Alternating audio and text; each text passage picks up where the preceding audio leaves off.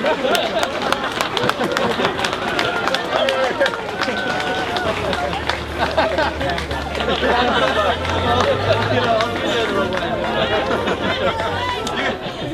not going to the car now.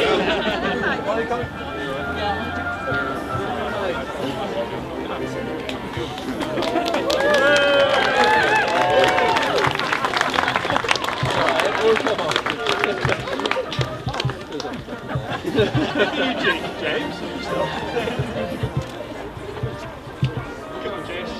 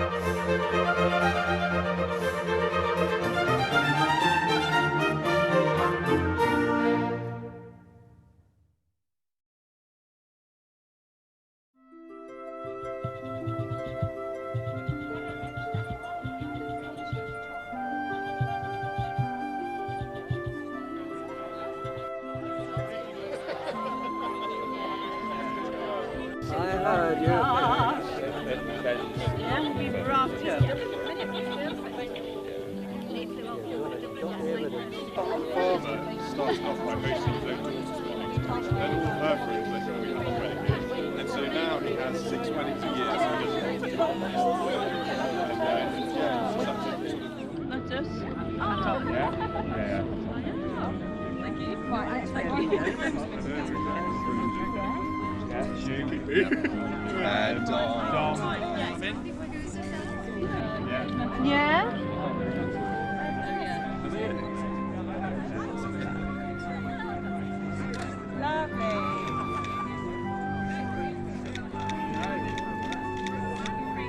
Gorgeous! Perfect! Gorgeous. And then let's have a bouquet in the air.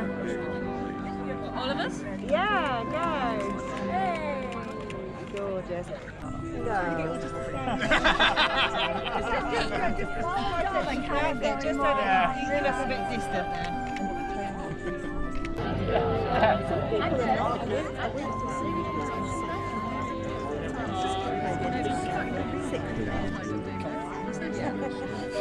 Oh yeah. I know my Right, go on, smile. It's like you've been riding on camels. Still so smile. Free range hands! Free range hands! Free range hands!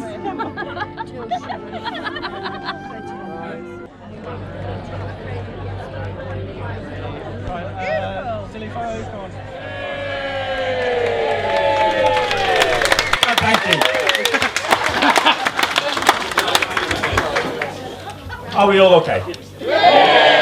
Fantastic. Okay, so my role, I'm Andy, all right.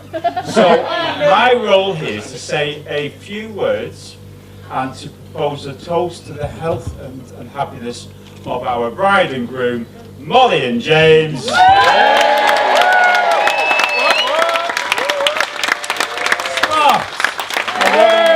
Couple they are too. So it gives me great pleasure to welcome you to share this day of celebration. And what a lovely service it was too. So yeah, so it was really, really enjoyable. And thank you all for joining us on this day. And for those of you who thought you were going to a local church in Preston, well done to making the journey down south to this lovely part of England.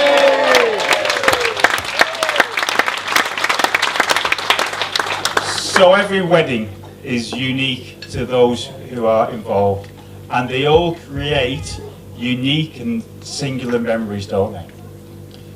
Mollie, pause. Our walk down the aisle today was something I will cherish forever. You look absolutely gorgeous, doesn't she? And your dress is stunning. Your mum and I love you so much, and it doesn't seem all that long ago that you entered our world. Followed, of course, by Fraser.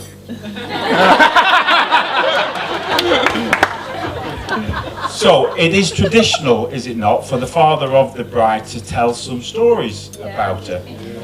So this is the moment when Mollie is thinking, what's he going to say? How embarrassed am I going to be? Is he going to mention country dancing? My love of food? Crocodile Rock?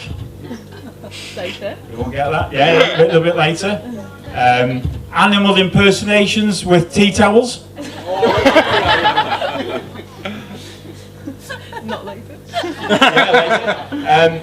Wild night out, or my relationships with birds and bicycles. Now I could mention some of those, but to be honest with you, after a couple of drinks you never know, but to be honest with you, I suspect that the best stories about Mollie, if you want to know about the real Mollie, will probably come from her friends back home. So over here we have Nat, Katie, Hayley, Helen, Jess and Sean, who are her school friends. So if you want to know about the real Mollie, speak with them a little bit later. Thank you. So, but how would I describe Mollie? Beautiful, obviously.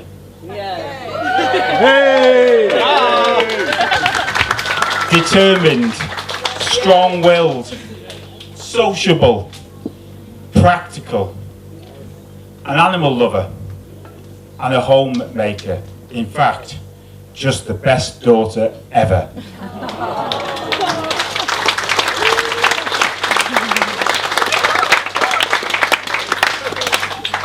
So James, you are a lucky man in the same way I was 34 years ago when this young lady and I got married.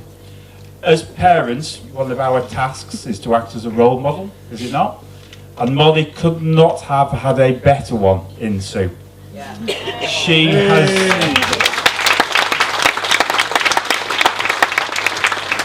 has shown her the importance of having a strong work ethic. She's also shown her how to cook, clean, tile kitchen floors, and a host of other DIY jobs. But also given her the confidence and the self-belief to make those big decisions in life. So Sue, I'd like to thank you for all you've done in preparing Mollie, but also I raise my glass to all the mums in the tent for all you have done and continue to do for your children. Thank you. Come on. Thought that might give me some brownie points. So you are now settled in Keynsham and you're waiting for the keys for your first house together. We've had a fantastic relationship over the years and you are certainly ready for the next chapter in your life with Isla. Sorry, James. Not wrong. The dog, in case anyone doesn't know. So how did we know that James was on the scene? Well, we do remember when Mollie came home from university that she would have phone calls with someone who was making her laugh constantly, whose company she obviously enjoyed, and she was very much at ease with. And eventually she shared who this mystery person was, and here we are all today. They share a love of sailing, they love the outdoors, they like meeting their friends, but also they understand the need to work hard and persevere when things get difficult. And I think they're very special in that regard. So well done, you two.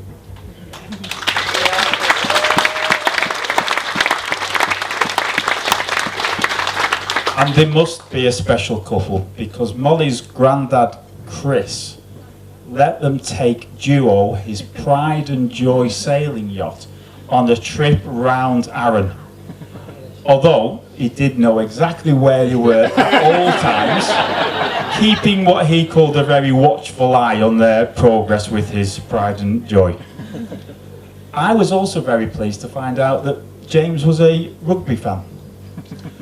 Not so pleased when I found out that his passion for England shared mine for Scotland. And that started our annual kind of text banter whenever England and Scotland were playing. It's a bit one way, Andy.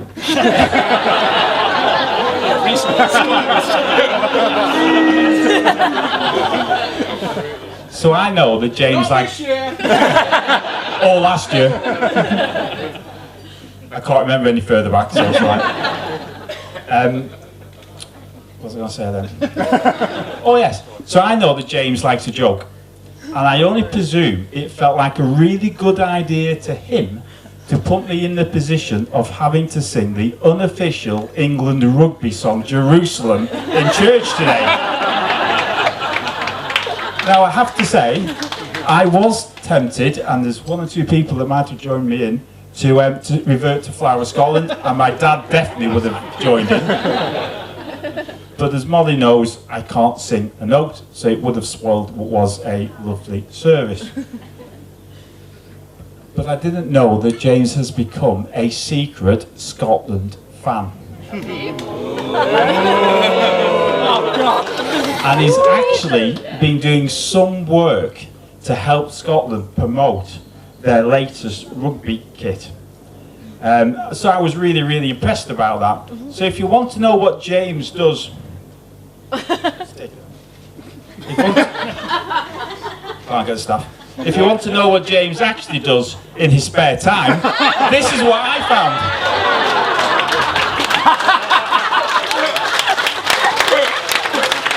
So I'd like to present James. Great! That is a bit... So that's the efforts of his part-time work.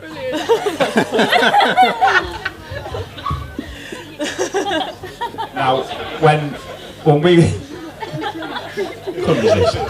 So when we were married, I have to say I did feel quite intimidated by my fellow speakers. Sue's dad, Chris, was a fantastic orator, and my brother Mark was already doing some stand-up comedy, and I was a very nervous young groom. So this time, I thought I'd get some support.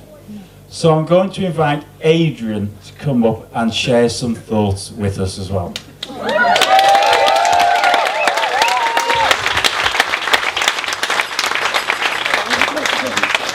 Thanks, Andy.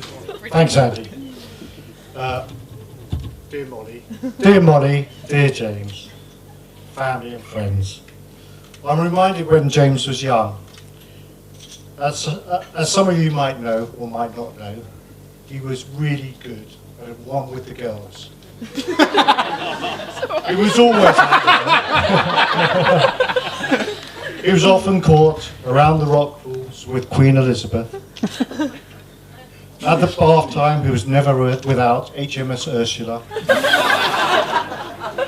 And on holiday, he walked around with a couple of dreadnoughts under each arm. Recently, I've seen pictures of him with Laxey Gander and Preston Marine. Obviously, Mollie is very understanding. And for James, she is a blessing and a joy. Together they are delighted by a good beating up the Firth of Clyde and a dousing round the Carl of Bute.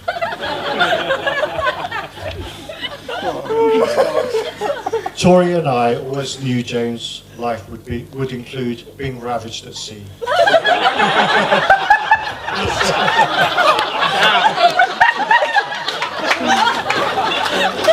And in Mollie is found the perfect companion. What you say about my We've always been overjoyed by James' nautical achievements, both in career and in pleasure.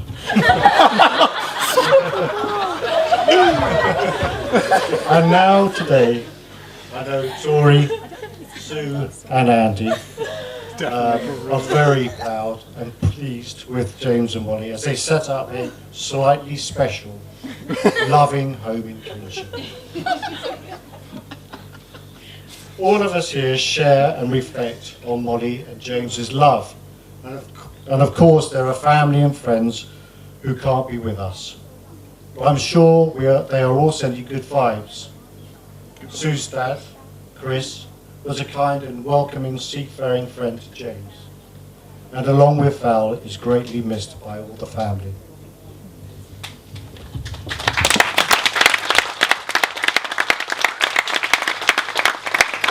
I know James would like to remember his great uncle Greg, who taught him the art of banter. He did, to be fair. He did. Fisherman Tony, I'm sure, has been flying around today as a seagull, supporting James and Mollie on this great day. There are many others who I appreciate will be in each of your thoughts too. Our family and friends send congratulations to Mollie and James on this memorable day. We remember all our families and the love we share as we celebrate Mollie and James. And Andy, now I feel a toast coming on.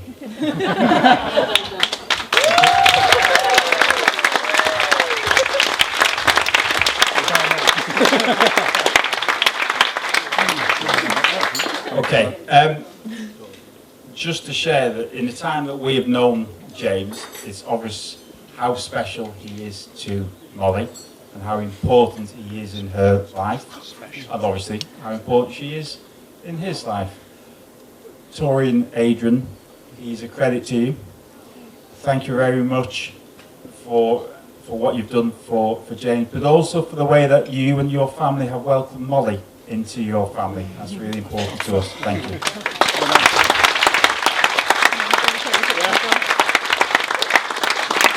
So some advice.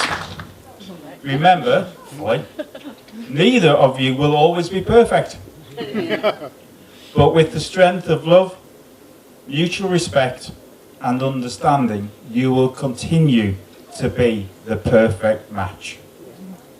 Ladies and gentlemen, family and friends, please raise your glasses. And the toast is Mollie and James. Mollie and James!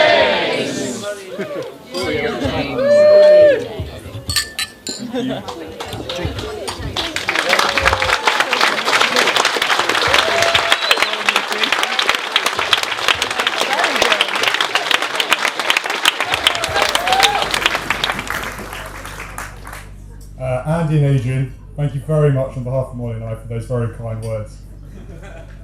So, my speech starts 2 weeks ago today when it was hot. I mean hot. Ida and I were sat at home polishing off the Hendy's leftover martini ingredients, thank you. And we were hoping that this martini ingredients would bring divine inspiration to allow me to overcome my normal engineering personality. There you go. That wasn't actually a joke. No, but but to have an emotional range slightly more than a lump of granite, and to be romantic and free and all of that. Ida kind of gave me the thumbs up as I left, but she was apprehensive, so here we go. So into thank yous. First of all, I'd like to start by thanking all of you wonderful people. Thank you for turning up and making today what it is. It's just been brilliant. Thank you for celebrating our wedding with us. It goes without saying that Mollie and I look at you as our nearest and dearest, genuinely. You are all family to us. And as we set out on this new stage of our lives together, please know that the love that you've given us today and the love that you will give us in to come means so much to us all. And our door is always open to all of you at any time. Sue, Andy, thank you for welcoming me into your family. I feel privileged to be a part of it. Thank you for raising Mollie to be the brilliant woman that she is. Clear-minded, strong, independent, I think. But most importantly, kind and tolerant. You'd have to be very tolerant with me. No, thank you very much, and she is a credit to you. Mum, Dad, you did it.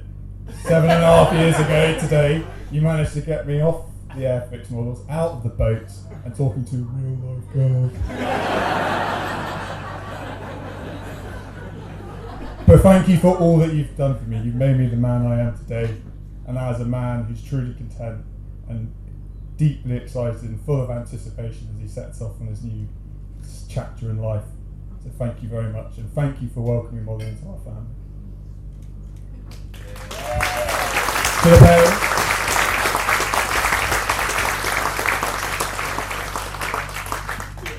Dom. Dom, you're a top brother. You've always been there for me. You've always stood up when needed, and you've always been the first to keep me level-headed, as every brother should. So thank you very much.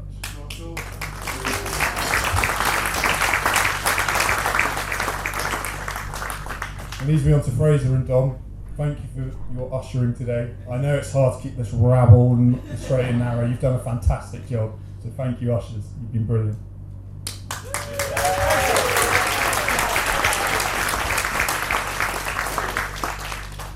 To my one true love, Joe. Mollie, Joe.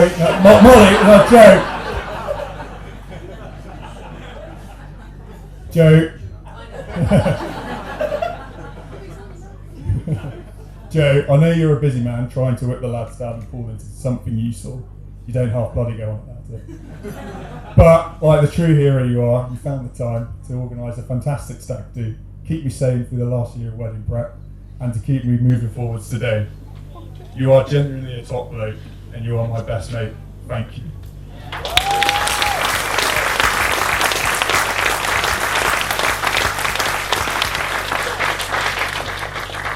To our readers, Nick, Judith, Finn, and Em, thank you for making today what it was in the service, which was a service filled with family and love. Thank you.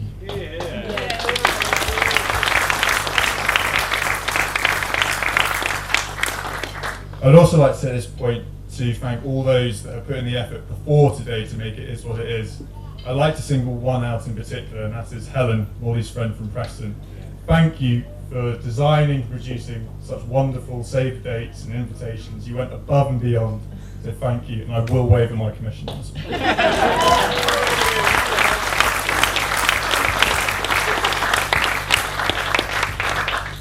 And to Mollie's beautiful bridesmaids, Holly and Phoebe, thank you for supporting Mollie today. I know she would have felt so much stronger with you by her side. You by their side, sorry. Thank you for supporting Mollie. You look fantastic. Can I please all raise your glasses to the beautiful bridesmaids, Holly and Phoebe, to the bridesmaids.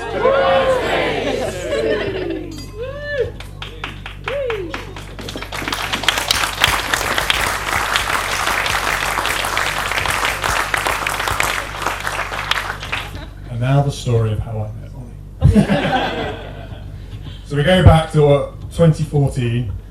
Me, a young southerner, travelling to the far north, beyond the wall, to make something of myself at university.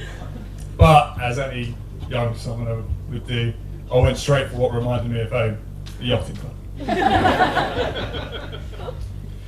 So off I went, and I remember I went to the Freshers' Fair and I picked up the ticket, and it was barbecue Saturday. I thought, fantastic. Barbecue, beer, girls. I forgot one thing.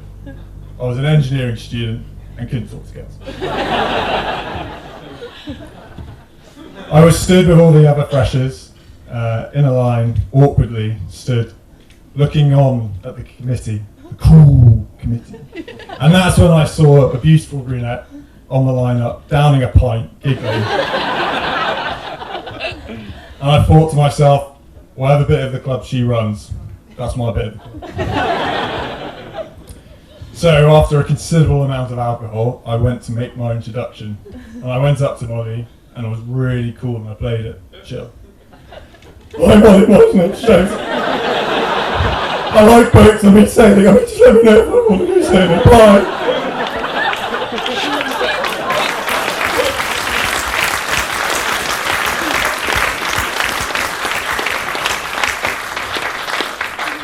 Mollie, like any adult, when a child brings a toy to show them, responded in a way of, okay, amazing, yeah, I'll get in touch. Well, that is how I met Mollie. A few months later, I was getting desperate. I don't know. There was nothing. There was nothing. There was no invitation. And then all of a sudden, bing, Mollie messaging me to go, got a free space on the sailing trip to Largs. And I was like, yes, this is my chance. This is my chance. It was March. And as some of you may know, Scotland in March is for a select few. But this did not deter me. I packed my bags and off I went. And we had a fantastic weekend. And it was a weekend that I didn't realise, but it would irrevocably change my life for the better. Mollie's enthusiasm completely beat the standard Scottish weather in March, and it was a fantastic weekend. And we just had the best time ever. And that was when I knew that I wanted to be worthy enough to have Mollie in my life for a while. Oh.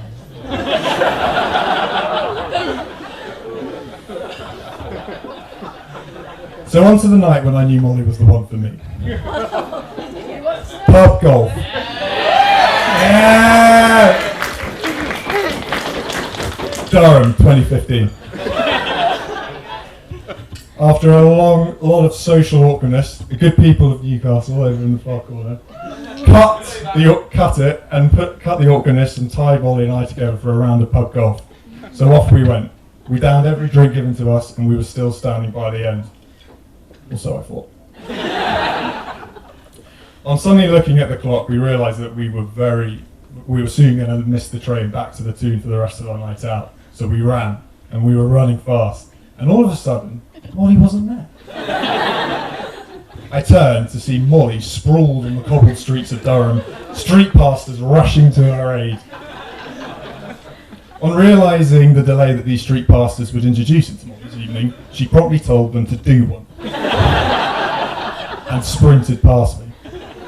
So we go on the train and we get back to Newcastle, and Mollie starts complaining of a slightly sore right shoulder. It's okay though, the medics sorted her out, put her in a sling, and she was leading the charge into the Toon. And so a few hours later, we had our first date, sat in the Royal Victoria Infirmary's A&E, as Mollie was having her broken shoulder sorted out.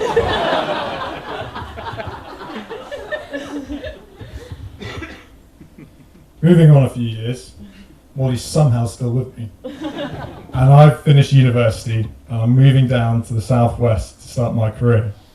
Mollie agrees to leave the promised land that is Lancashire and come with me. So I get into my career and I start off with my career, and then I set out on a childhood dream, which was to gain entry into the Royal Marine Reserves. I remember this so clearly. It was one cold, wet winter's night. I was in the garage gym, and I was really trying. I had selection weekends coming up, and I was getting really frustrated and down that I wasn't making the progress that I should have been. And Mollie came in to let me know that it was supper. She came in beaming, supper's ready. What she found was a heap of sweaty, pathetic stuff that she once knew was James.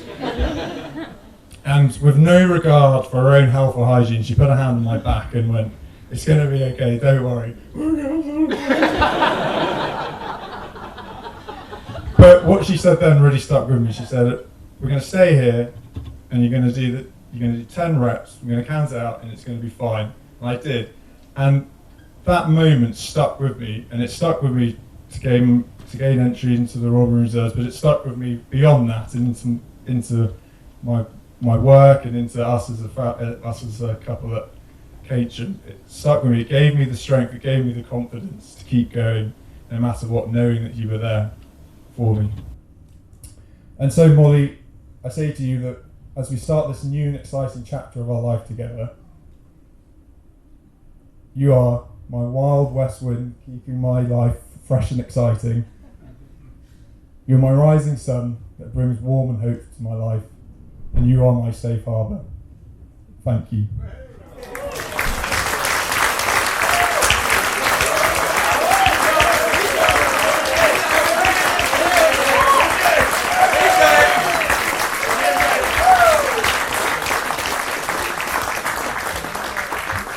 Can you all please raise your glasses and toast my brilliant wife, Mollie, to Mollie. Mollie.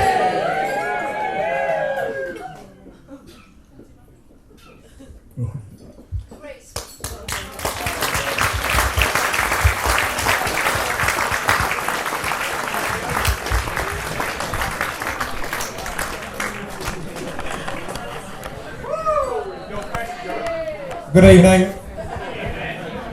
So there won't be any more of these platitudes. At no point will I be, telling anyone how fantastic they are. Although I will bring a tear to your armour. So, Colonel, sirs, marms, ladies and gents, if you haven't met me, I am the best man. You've seen me walking around in a hat, it's given me authority that I didn't know I had. Now, there's been some trepidation about my speech. I've had certain people, Adrian, they've come up to me and they've asked me to be kind to James, because as certain tables around the room will know, there is more than enough evidence here for Mollie to leave him. For us all never to speak to him again, and Andy, for you to call your colleagues and get the police in. You'll notice Father Ragland has left, he's nowhere to be seen. In fact, I do believe, Andy, I think you brought your handcuffs. I've been crying about those after the watershed. Now, despite being resolutely single, I thought I would offer some advice to the couple. And for those among us who are institutionalised, and I know there are pockets of you out there, everywhere, the autism is strong in this room, I thought I would go, and if any children could cover their ears, the shit sandwich method. So, the top, or the base, whichever comes first, we tend to do it to give them, build them up a little bit. The service was lovely. Sue, Tori, you looked fabulous. The bridesmaids, you looked fabulous. Mollie, you looked fabulous. Tick, done. Now the filling, that's what I'm here for. Mollie, you know most of this already, so it's not news for you, but of course my job is to educate the wider audience among us and bring those who don't know, who thought James was a respectable character, bring you right back down to the level of the rest of them. So, James does have a number of wonderful qualities that endear him to marriage. I assure you he does. I will touch on them later. The platitude was a lie. You will be crying. Now, some of those qualities are time-bound. You will notice the sparks amongst the room have a hairline that many of us can only dream of. If you look to the top table, you will see Adrian. Adrian is in the distinctly after phase. Dom, you are in the during phase, don't worry. Mollie, let me assure you the process has begun. Be glad those photos were taken when there was no wind.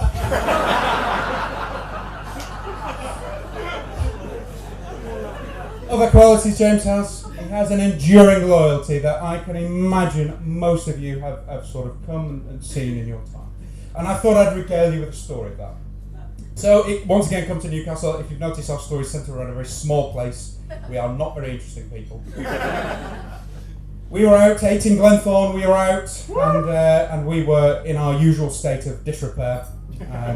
We'd long since dispersed. Darcy was off somewhere, God knows where, chasing someone. Rory didn't even know where he was. Burge was somewhere in a tree. Yallop was fixing 3 different people.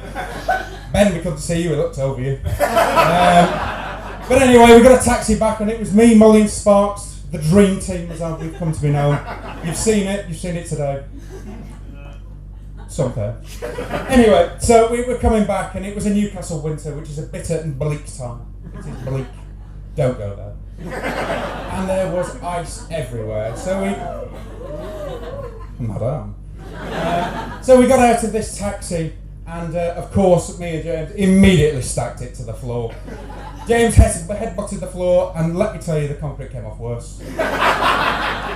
Mollie, of course, was absolutely fine. She's from the north, and she just walked into the house. Absolutely fine. She walked across the black ice.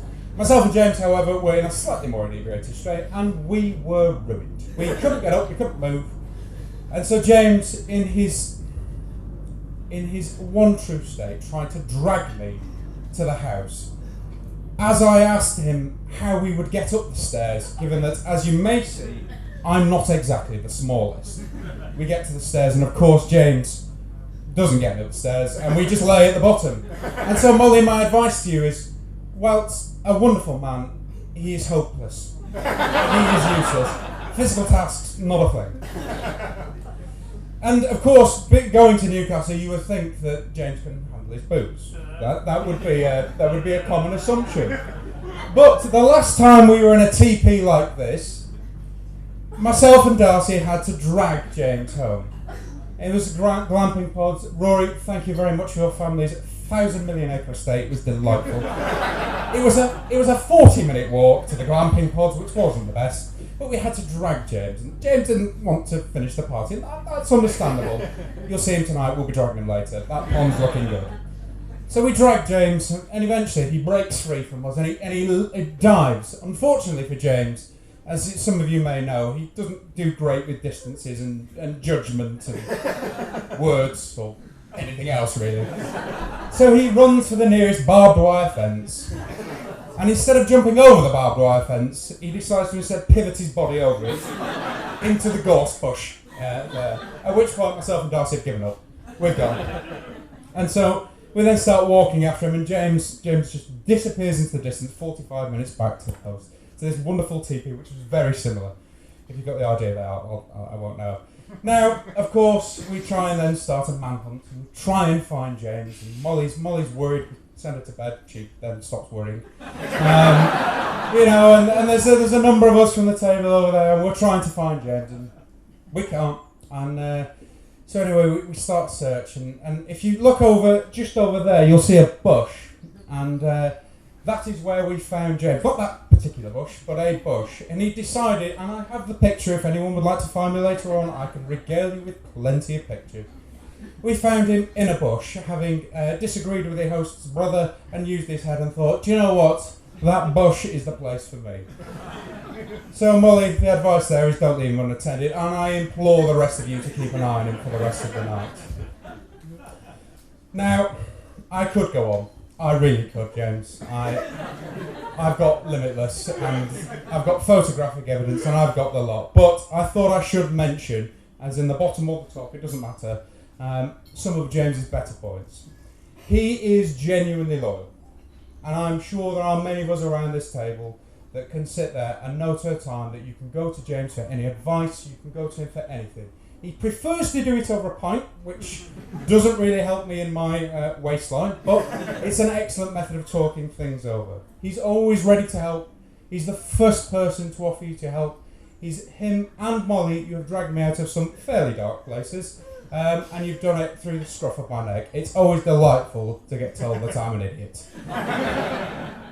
But they are deeply, deeply caring. And James, you are ambitious, intelligent, though not often great with numbers or letters. And you're the most honourable friend I could ask for, and it has been a privilege to be your best man. And to the two of you, you open your home genuinely to anybody. Anybody that needs you, your home is there. You even opened it to Isla. Why? I'll never know. I'd have got rid of that dog months ago. She's too much. She is quite like James, ironically. But the people around you here have known you separately and together for your whole lives, and I'm sure I share their sentiments when I wish you the very best for the next chapter. And I am sure that the happiness that you bestow on the those that know you will be reciprocated to you all. So if I could ask you all to charge your glasses.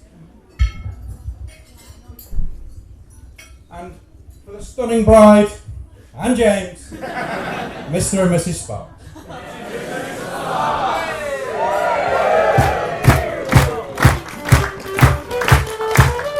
Here we go, and right turn. 1, 2, 3, 4, 5, 6, 7, 8, 7, 6, 5, 4, 3. Off we go, stick with those.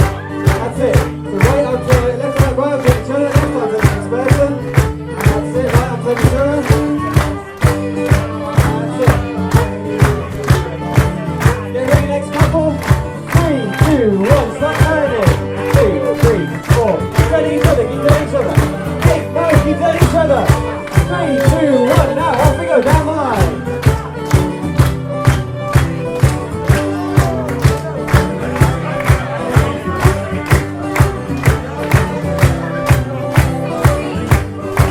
Okay, next up couple turn each other for 60. Now turn, 2, 3, 4, 5, 6, 7, 8, 8, 7, 6, 5, 4, 3, 2. Now off we go. Turn each other. Turn each other. Turn each other. Long turns, the people in the main line. Long turns, the person can turn each other. They've got it, there we go. Next up, we go, ready? 3, 2, 1, go! 2, 3, 4, 5, 6. Out of the left one, that's alright. 3, 2, 1, off we go!